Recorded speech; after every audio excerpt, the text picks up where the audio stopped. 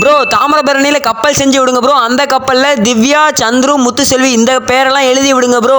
லைக்க மட்டும் கொடுத்துட்டு பாருங்க. பாத்தீங்கன்னா பின்னாடி தான் தாமிரபரணி ஆறே இருக்கு. வாங்க விட்டுலாம். இவ்வளவு நேரமா உட்காந்து கப்பல்லாம் செஞ்சு முடிச்சாச்சு. பாத்தீங்கன்னா அதுக்கப்புறம் என்ன நேம் எழுதிட வேண்டியதான் அப்படின்ட்டு ஃபர்ஸ்டா பாத்தீங்கன்னா அப்படியே எழுதுறேன் முத்துசெல்வி அப்படின்ட்டு ஒரு நேம் எழுதிட்டேன்.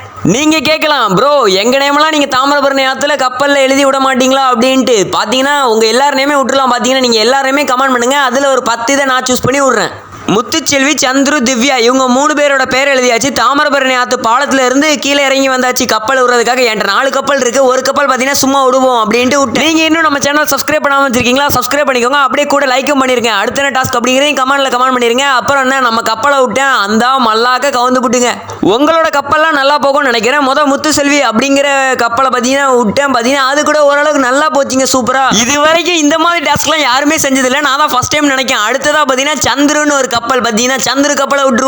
சந்துரு கப்பலையும் தாமிரபரணி ஆத்துல விட்டுட்டேன். சந்துருங்கிற கப்பலும் பாத்தீங்கன்னா ஓரளவுக்கு நல்லா வேற லெவலா போச்சு. அடுத்ததா பாத்தீங்கன்னா திவ்யாங்கிற கப்பலும் பாத்தீங்கன்னா பேருக்கு ஏத்த மாதிரி சும்மா வேற லெவலா போச்சுன்னா பாத்துக்கோங்களேன். நம்ம சப்ஸ்கிரைபரோட பேரெல்லாம் கப்பல் எழுதி தாமிரபரணி ஆத்துல விடுறதுக்கு எனக்கு ரொம்பவே நல்லா இருந்துச்சு. உங்க பேர் இந்த மாதிரி தாமிரபரணி ஆத்துல கப்பல்ல எழுதி விடணும் அப்படின்னா கமெண்ட் பண்ணுங்க. அதுல பாத்தீங்கன்னா ஒரு 10 நேமை செலக்ட் பண்ணி நான் விடலான் இருக்கேன். இப்பவுமே மறக்காம உங்க நேமை கமெண்ட் பண்ணுங்க. இந்த வீடியோக்கு ஒரு லைக் கொடுத்துருங்க. அடுத்த டாஸ்க் அப்படிங்கறத கமெண்ட்ல சொல்லிருங்க.